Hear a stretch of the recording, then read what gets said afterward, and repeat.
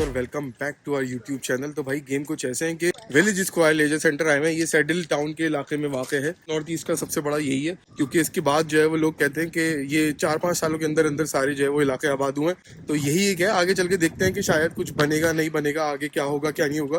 Calgary तो बहुत ज़्यादा तेज़ी से ग्रो कर रहा है, मतलब ज़्यादा से ज़्यादा घर बन रहे हैं। बट ये है कि अभी तक वो सहूलतें प्रॉपर तरीके से हर इलाके में मैसर नहीं है। बट ये कि आगे चल के इंशाल्लाह शायद हो जाए, और नहीं होंगी तो फिर देखेंगे क्या करना है।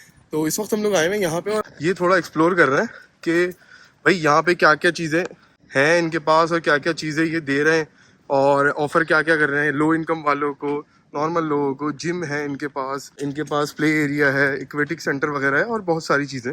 देखते हैं अंदर चल के कि क्या क्या चीज़ें और आपको उसके लिए क्या क्या डॉक्यूमेंटेशन चाहिए होते हैं। आई थिंक बंद है। Water park and wave pool will open early दिसंबर। हाँ,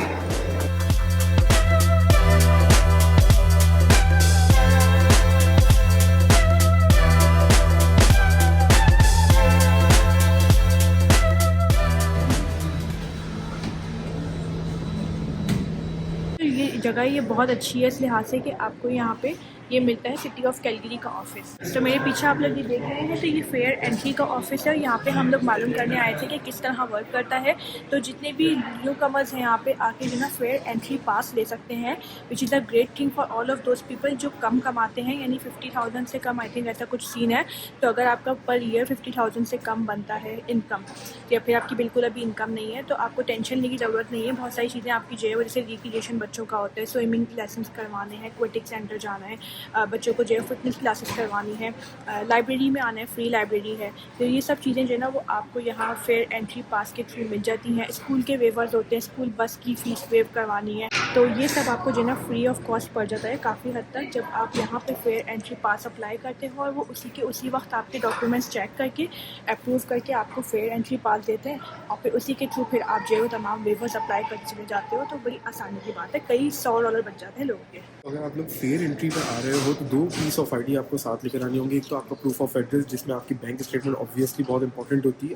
बैंक स्टेटमेंट ज़रूर साथ लेकर आना, इजी पीजी काम हो जाएगा।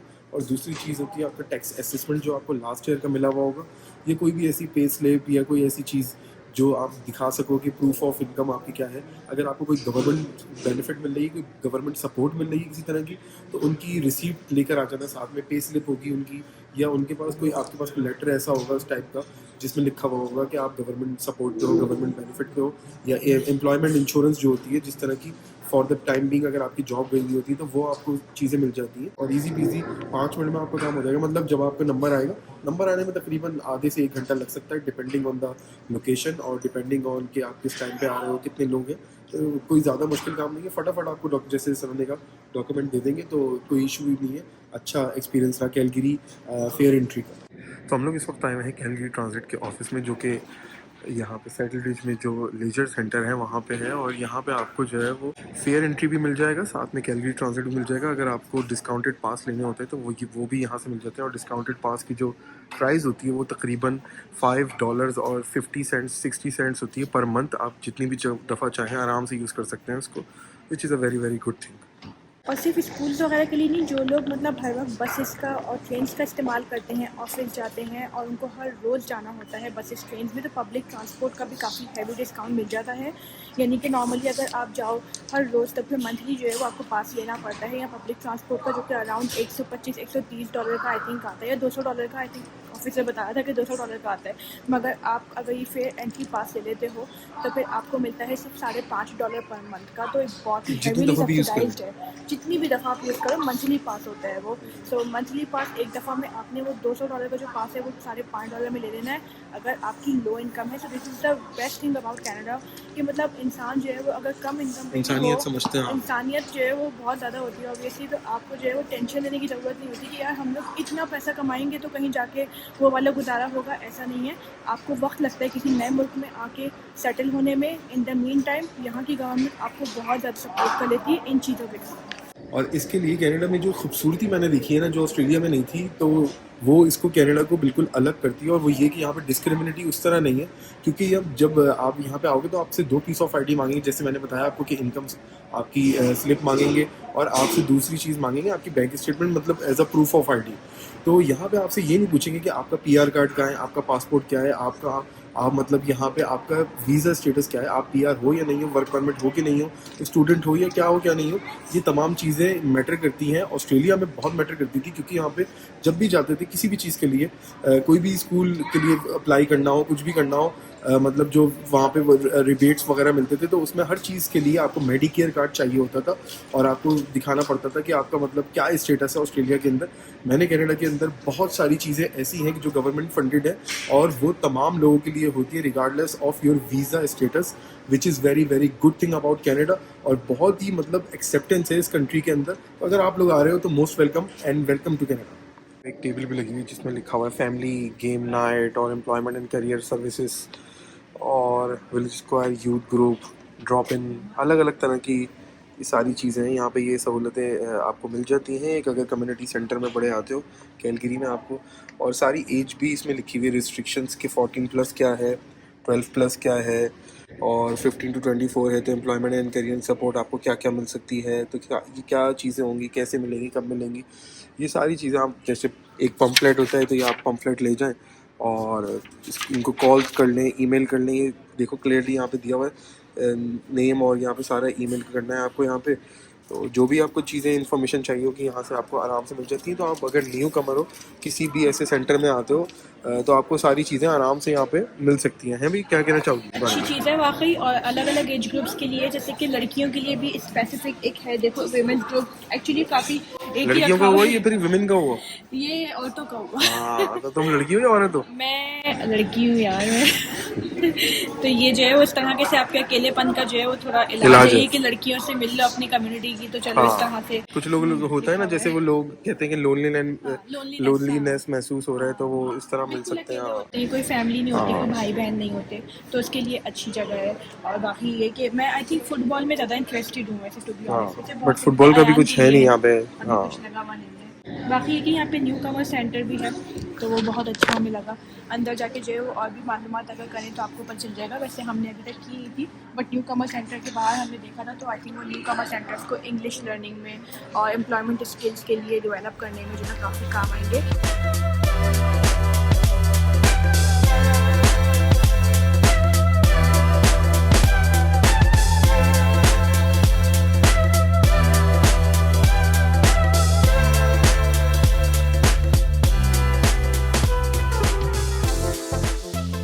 आप लोगों को पता है कि कनाडा एक बहुत ही फेवरेट डेस्टिनेशन है बहुत सारे इमिग्रेंट्स के लिए। हर साल यहाँ पे लाखों इमिग्रेंट्स आ रहे हैं, आना चाहते हैं, specially from Pakistan, India and other countries, जहाँ पे जो है वो स्कूल सिस्टम बच्चों का बहुत डिफरेंट होता है वर्सेस यहाँ का स्कूल सिस्टम बहुत अलग होता है। और इवन कनाडा में आके भी अलग अलग शहरों के school systems and admission processes बहुत अलग अलग होते हैं। हर प्रोविंस के अलग होता है, हर स्टेट का एक अलग निज़ाम होता है।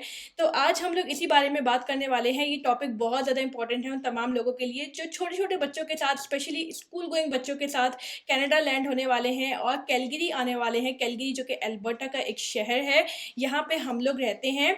हम लोग को आए हुए यहाँ पे सिर्फ 2 महीने ही हुए हैं। और आए हम लोग कहाँ से? हम लोग आए थे टोरंटो से। लास्ट ईयर ही हम लोग कनाडा यहाँ पे मूव हुए थे और फर्स्ट टाइम हमारे बच्चों का एडमिशन यहाँ कनाडा में टोरंटो के अंदर हुआ था। वहाँ से फिर हम लोगों ने तकरीबन 8-10 महीने गुजारे और वो स्कूल ईयर पूरा ख़त्म होने के बाद अब हम कैलगरी में शिफ्ट हुए हैं। और कैलगरी में जो यहाँ पे स्कूल एडमिशन प्रोसेस है, ये तमाम इंशाल्लाह आज की ही इस वीडियो में डिस्कस करने वाले हैं। बिकॉज स्कूल एडमिशन प्रोसेस जो है वो काफ़ी डिफरेंट है as compare to Ontario. Also guys, अगर आप लोग को ऑन्टेरियो के स्कूल सिस्टम का बिल्कुल भी अंदाज़ा नहीं है और आपको लोग ऑन्टेरियो में लैंड होने वाले हैं, तो प्लीज़ मेक श्योर कि आप लोग हमारी लास्ट ईयर की वीडियो देख लें, जिसमें हमने तमाम ऑन्टेरियो का स्कूल सिस्टम बताया हुआ है, एडमिशन प्रोसेस बताया हुआ है।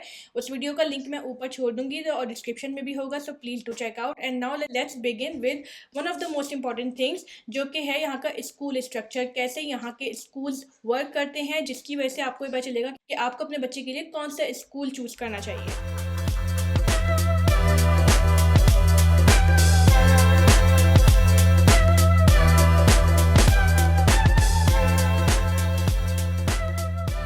एल्बर्टा में आप लोगों को जो है देखने में आएगा कि यहाँ पे अलग अलग शहरों का भी इवन अलग अलग सिस्टम है स्कूल का। हम लोग कैलगरी में रहते हैं, इसलिए मैं कैलगरी के ही स्कूल सिस्टम की बात करूंगी। मैं एडमिंटन के बारे में कुछ नहीं बता सकती यहाँ पे। सो कैलगरी का स्कूल सिस्टम ऐसा कुछ होता है कि यहाँ पे एक सेंट्रलाइज बोर्ड होता है जो कि तमाम स्कूल्स को ऑपरेट करता है, और आपके बच्चों का रजिस्ट्रेशन भी वहीं से होता है।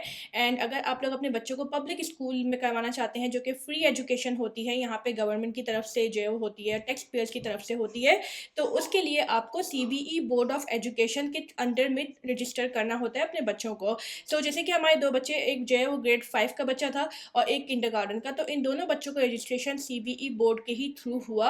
और इसका बहुत ही सिंपल सा प्रोसेस होता है, वो ये कि CBE बोर्ड जो है वो एक वेबसाइट है, वहाँ पे जाके आपने लॉग इन करना है, अपना अकाउंट बनाना है। CBE आपके बच्चों का तमाम स्कूलिंग रजिस्टर करेंगे। अब यहाँ का स्ट्रक्चर कुछ ऐसा है कि आप लोग अपने बच्चों को या तो पब्लिक स्कूलिंग में करवा सकते हो या फिर आप लोग प्राइवेट स्कूलिंग करवा सकते हो। और तीसरा एक और ऑप्शन होता है, बहुत से लोग चूज करते हैं, वो होता है होम स्कूलिंग का ऑप्शन। यहाँ पे होम स्कूलिंग बहुत ज़्यादा कॉमन है। उसका रीज़न क्या है ये भी मैं आपको आगे वीडियो में बताऊंगी, और ये बहुत ही लीगल और प्रॉपर यहाँ का सिस्टम है होम स्कूलिंग का। But first of all let's talk about public system. Public system ऐसा वाला है, पब्लिक स्कूल में अगर आप अपने बच्चे को भेजते हैं तो वहाँ पे आपके बच्चे की एजुकेशन फीस नहीं होती है, यानी कि ट्यूशन फीस वहाँ पे नहीं लगती है। But there will be some other cost जो अभी लगेगी। छोटी छोटी कॉस्ट होती हैं, और वो क्या कॉस्ट होती हैं, वो ये कॉस्ट होती हैं कि सबसे पहले तो आपको अगर अपने बच्चे की स्कूल बस करवानी है तो स्कूल बस की फीस पे करनी पड़ती है। अगर मैं इन कॉस्ट की बात करूँ तो ये सारी कॉस्ट जो है वो ऑन्टेरियो में नहीं हुआ करती थी। तो अब जितनी भी मैं कॉस्ट बताने वाली हूँ ये तमाम आपको सिर्फ एल्बर्टा में देखने को मिलती हैं। ऑन्टेरियो में ये कॉस्ट हमें पे नहीं करनी होती थी, ये गवर्नमेंट फंडेड होती थी।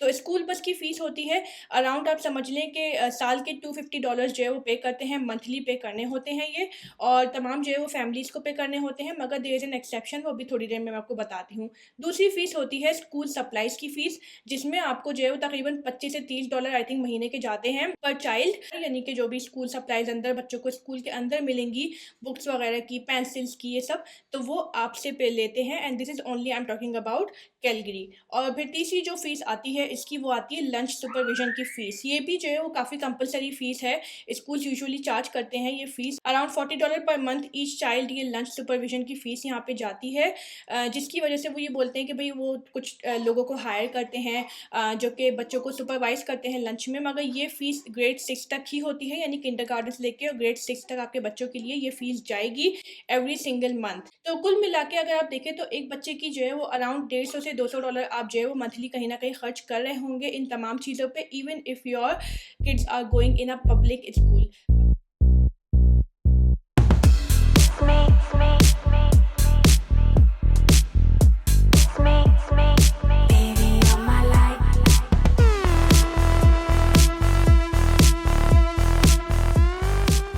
पब्लिक स्कूल में भी दो किस्म के स्कूल होते हैं, जैसे कि रेगुलर प्रोग्राम और TLC या फिर ट्रेडिशनल लर्निंग जिसमें हम कहते हैं ये, और तीसरा एक और होता है फ्रेंच या बाइलिंगुअल का। बट मैं उसके बारे में बात नहीं करूँगी क्योंकि फ्रेंच हमारी चूँकि ऑडियंस आप लोग हैं नहीं, तो इट डजंट मैटर, आप लोग का इतना इंटरेस्ट नहीं होगा, तो मैं बोर नहीं करूँगी आपको इस बारे में बात करके।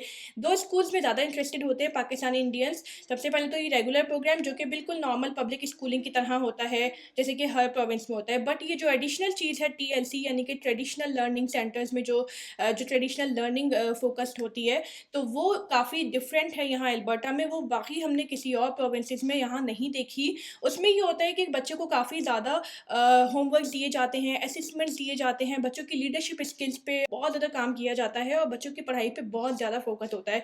प्लस पेरेंट्स के भी इंटरव्यू होते हैं और पेरेंट्स को भी देखा जाता है कि वो कितना मतलब इस काबिल हैं कि नहीं है कि बच्चे उनके जो है वो TLC स्कूल्स में पढ़ें। तो काफ़ी स्पेशलाइज किस्म के, जैसे पाकिस्तान में होते हैं ना कि वो बहुत ही कोई हाई लेवल प्राइवेट किस्म के स्कूल होते हैं जिनमें बहुत सारी जो है वो असेसमेंट्स होते हैं। वैसे तो पाकिस्तान के नॉर्मल स्कूल में भी काफ़ी ज़्यादा अच्छे जो है वो असेसमेंट्स लिए जाते हैं और बहुत ही अमेजिंग किस्म की पढ़ाई होती है, लोड बहुत होता है पढ़ाई का, तो बच्चों की बेस अच्छी बनती है। तो इसी तरह TLC में भी यहाँ पे यही होता है। तो आपकी मर्जी है कि आप इन दोनों में से कौन सा प्रोग्राम चूज करो अपने बच्चे के लिए, आया कि रेगुलर प्रोग्राम या फिर TLC प्रोग्राम।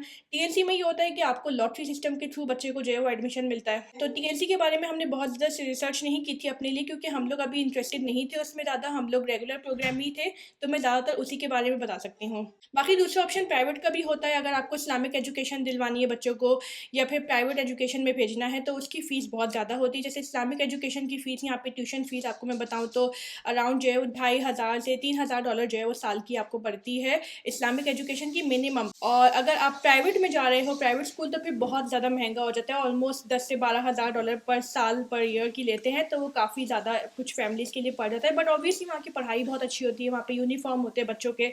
अच्छा, by the way TLC program में भी यूनिफॉर्म्स दिए जाते हैं, तो बच्चों को एक डिसिप्लिन वाली बात मिलती है, and that is also free of cost.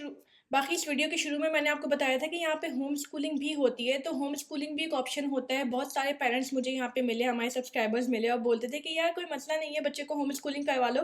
तो ये बोलना बहुत आसान होता है, मगर होम स्कूलिंग का ऑप्शन बहुत मुश्किल होता है। हम लोगों ने भी इस चीज़ के बारे में रिसर्च किया, कंसिडर किया इस चीज़ को, कुछ ना कुछ मैंने इसका प्रोसेस देखा।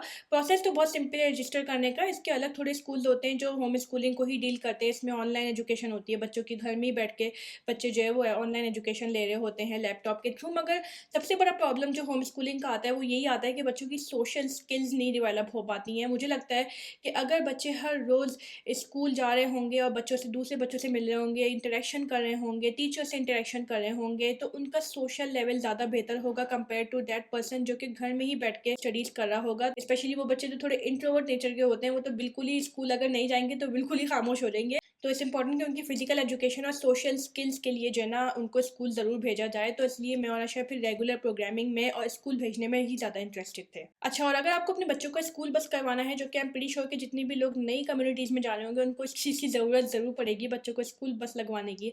तो उसके लिए आपको एक पेरेंट पोर्टल अलग से बनाना होता है। वो पेरेंट पोर्टल आपको स्कूल ही बता देगा सारी डिटेल कि कहाँ से बनानी है, और वहाँ से फिर स्कूल बस की रजिस्ट्रेशन अलग होती है। वहाँ पे आप अपना एड्रेस वगैरह डालते हो तो उसकी बेस पे बता देते हैं वो आपके बच्चे का क्या रूट बनेगा, कौन सी स्कूल बस आएगी, कहाँ मिलेगी, कहाँ पे ड्रॉप ऑफ करेंगे, किस टाइम पे करेंगे, किस किस दिन करेंगे। तो ये सब उसी तमाम पोर्टल में आ जाता है। सो गाइज, अगर आप लोग चैनल पे नए हैं तो प्लीज़ मेक श्योर कि हमारे चैनल को सब्सक्राइब जरूर कर लें, बिकॉज मैं देख रही हूँ कि बहुत कम लोग इस वक्त सब्सक्राइब करके बैठे हुए, देख बहुत सारे लोग रहे हैं।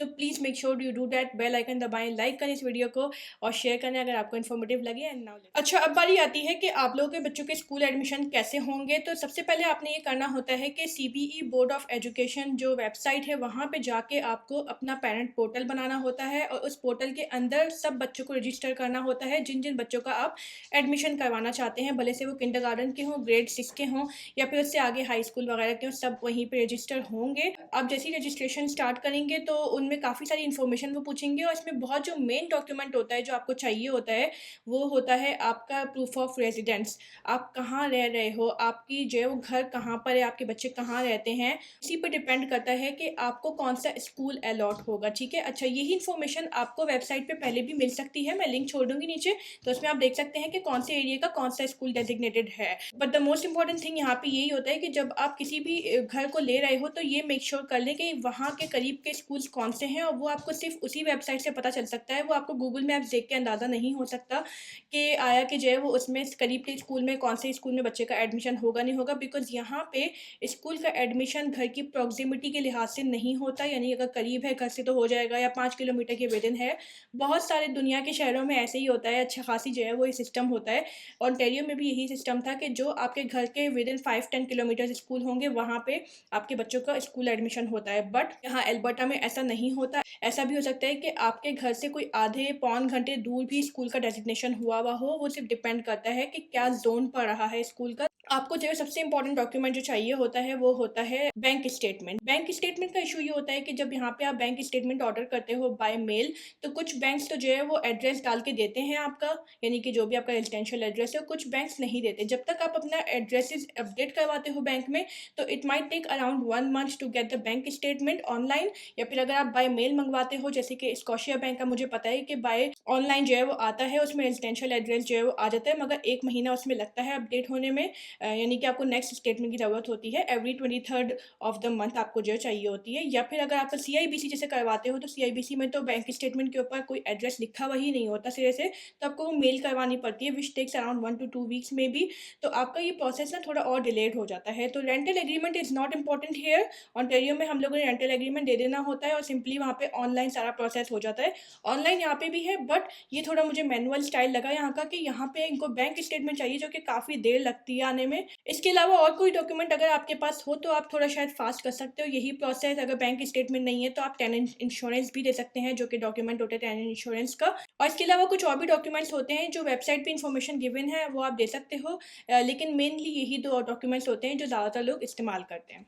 अच्छा, अब मैं बात करती हूँ कुछ फ़ीस के बारे में, ठीक है? बहुत सारे लोग बोलते हैं कि भाई बिल्कुल फ्री है यहाँ पे एजुकेशन, तो ये बात सच है बिल्कुल कि यहाँ पे पब्लिक एजुकेशन ट्यूशन फ़ीस बिल्कुल फ्री है। मगर जो छोटी-छोटी फ़ीसेज़ मैंने शुरू में आपको बताई, जैसे कि स्कूल बस की, लंच सुपरविज़न की या स्कूल सप्लाइज़ की, तो ये यहाँ पे चार्ज होती हैं काफ़ी सारी फैमिलीज़ को। बट उसका एक जो है वो बहुत अच्छा पॉजिटिव पॉइंट है और काफ़ी अच्छा वेवर मौजूद है, और वो ये है कि जितने भी लो इनकम फैमिलीज़ हैं, अगर आप लोग जो है वो 50,000 से कम कमा रहे होंगे साल के, तो फिर उस सूरत में आपको मिलता है यहाँ पे एक fair entry pass. Fair entry pass program एक ऐसा प्रोग्राम होता है कि जो कैलगरी, सिटी ऑफ कैलगरी ने ही दिया हुआ होता है, और वो लो इनकम फैमिलीज़ को मिलता है। उसके थ्रू आप स्कूल वेवर्स जो है वो अप्लाई कर सकते हैं रजिस्ट्रेशन करने के बाद। जैसे कि अगर स्कूल बस आप नहीं अफोर्ड कर सकते, आप जो है वो फेयर एंट्री पास का डाल दें, तो आपको वो वेव कर देंगे, यानी फ़ीस बिल्कुल ज़ीरो कर देंगे स्कूल बस की। सिमिलरली लंच सुपरविजन की भी और स्कूल सप्लाईज़ की तमाम फ़ीसेज़ वो माफ़ कर सकते हैं अगर आपके पास फेयर एंट्री पास हो। But if I compare that to Ontario, obviously Ontario में ऐसी कोई फ़ीस होती ही नहीं है सिरे से, तो आपको किसी तरह के ऐसे वेवर अप्लाई करने की भी ज़रूरत नहीं होती है। So that obviously is a point which goes in a positive way if you are living in Ontario. Alberta में ये है कि आपको इन तमाम चीज़ों का अलग-अलग वे आउट निकालना पड़ता है। बाकी पब्लिक स्कूलिंग में आपको यूनिफ़ॉर्म तो कोई बाय करना नहीं होता। यहाँ पे बिना यूनिफ़ॉर्म के बच्चे मतलब कपड़े पहन के नॉर्मल अपने घर के कैजुअल जाते हैं, तो यूनिफ़ॉर्म की कोई ऐसी कॉस्ट वगैरह आपको पे भी नहीं करनी होती है। सो दैट्स व्हाई मैंने कहा कि आपको बता दूँ, ये सेम एज़ ओंटारियो।